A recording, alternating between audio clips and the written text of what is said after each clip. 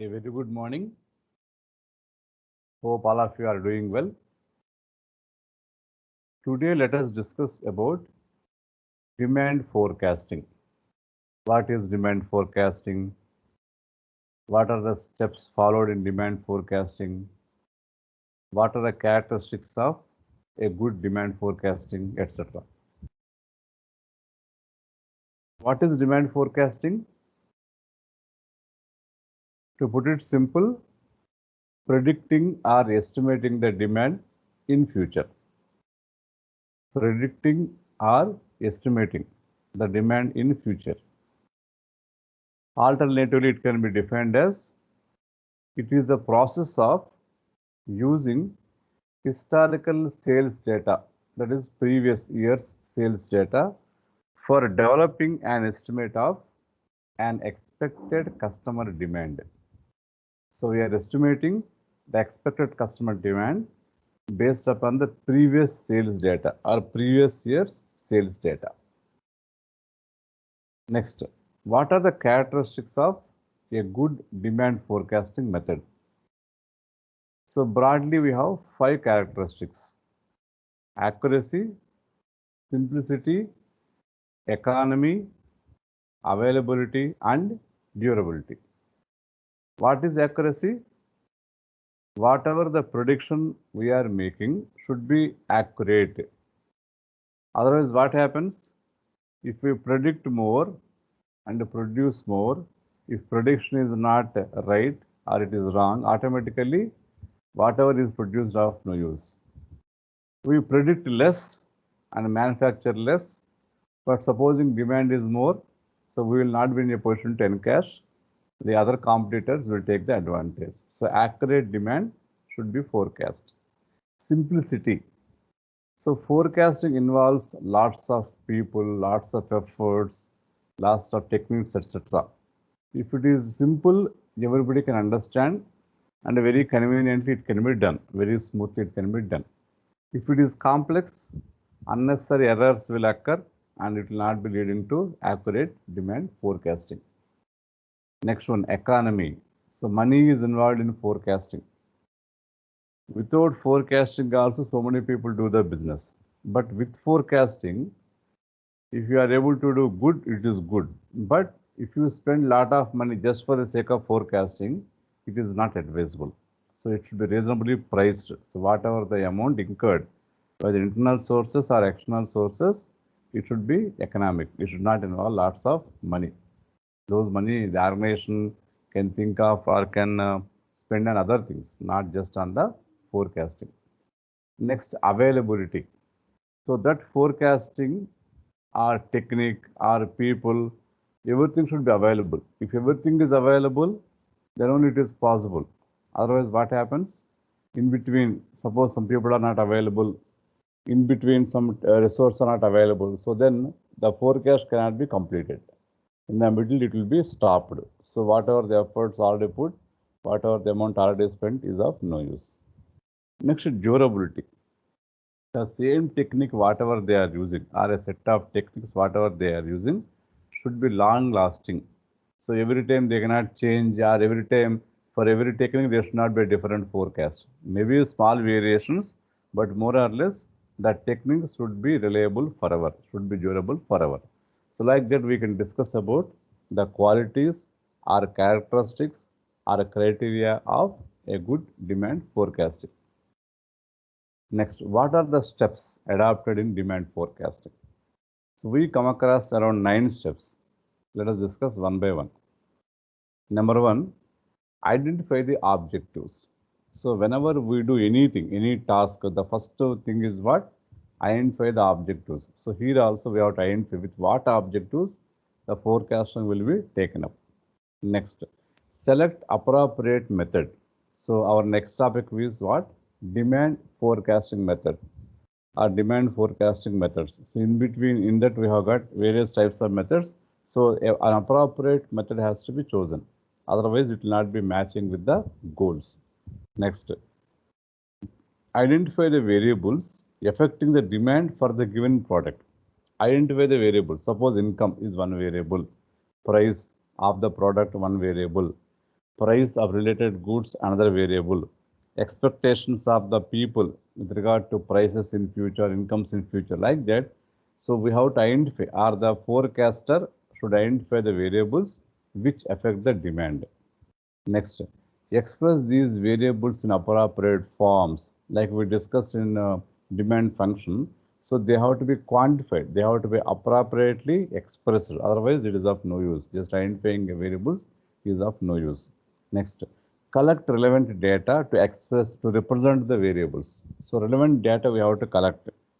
Suppose in case of incomes, so previously, or what is the trend? With regard to prices, what is the trend? So therefore, the collection of data is appropriate, or appropriate data has to be, relevant data has to be collected. Next, determine the most probable relationship between dependent and independent variable. Suppose you take price, demand. So price is independent, demand is dependent. Income, demand. Income is independent, demand is dependent. Like that, which is independent one, which is dependent one. So that has to be differentiated. And the relationship between these two also has to be established. Next, make appropriate assumptions to forecast and interpret results. Appropriate assumptions. For anything, assumptions are very important. At the end, the assumption or hypothesis may be accepted, may be rejected. But in advance, appropriate assumptions have to be made with regard to forecast. Next, make alternative forecasts to forecasting meaningful. So make alternative forecasts. So by one method, some forecast. By another method, some forecast. So generally, whenever we discuss about the methods of demand forecasting, after all the methods or after using appropriate methods, even then the experts, the top management, the middle management, so they sit together and they will judge, because nobody is no method is 100% perfect. So by comparing all the methods, by comparing the forecast made through all the methods, finally a judgment will be made by the top level management. Okay, like that we can see the steps involved in demand forecasting. So this is about the steps, but in some other textbooks they may enlarge, some textbooks they may reduce, okay, some others. So more or less these same things are followed or adopted.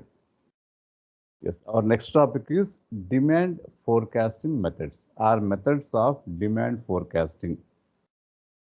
Broadly, these methods can be classified into three categories: survey methods, statistical methods, and other methods. Survey methods, statistical methods, and other methods. Let us see one by one. First one is survey. What is survey? Generally, we see surveys conducted by private organizations, by governments, right? So survey is nothing but, what is meant by survey? Collection of data while interviewing or using some questionnaire from the respondents. Those respondents can be salespeople or retailers or buyers, whatever it is. So survey means what? Collection of data from respondents, either by using some questionnaire or by interviewing them, or other methods. Next, so these survey methods again can be further classified into two categories: survey of buyers, survey of sales executives. Survey of buyers. Under survey of buyers, again we have two methods: census method, sampling method. So you must have observed, usually every 10 years, so Government of India collects data. So that is nothing but census method, population survey. That means for the entire population, the details are gathered. Generally, they will come home to home, house to house, enumerators. Mostly you see government school teachers, government college teachers, etc. So they will be asking how many people are in the family staying in this house. So then what about their names, ages, okay? Then calculate, the qualifications, what is the profession, etc. So address. So all those things they will be collecting. So that's about the population survey. That is taking or collecting from all respondents is what? Population survey. But that survey, we all know, is very much time consuming. It requires lot of people, lots of planning has to be done, lots of execution has to be done, lots of money has to be spent. That's why most of the cases, especially the private organizations, they will go for sampling method. Sampling means what? Some people are picked up. Suppose somebody would like to conduct a survey in a class of 60 students. Instead of asking the details from every student, randomly they will be picking up some 5 people, 10 people, 15 people from them. They will be collecting the data. Similarly, in a city like Hyderabad also, suppose the population is about 70 lakhs or about 80 lakhs. So it is not possible. So what they do, so they will be choosing some areas. In each area, they will be selecting randomly some 100 people, 200 people. So like that we come across under survey of buyers, we have got census method and sampling method. Next one is survey of sales executives or retailers. So to put it very simple, survey of sales force, whoever is selling. So sellers also have a lot of idea because they are directly dealing with the customers. So they have a lot of awareness. So which customer buys which type of item, which quantity approximately, what frequency, does it come every day, every week, every month. So lots of details are with the sales force. So from them also, they also can be surveyed. Those people also can be surveyed and data can be collected from them and it can be used for forecasting the demand. So that's all for our discussion, dear students, for today.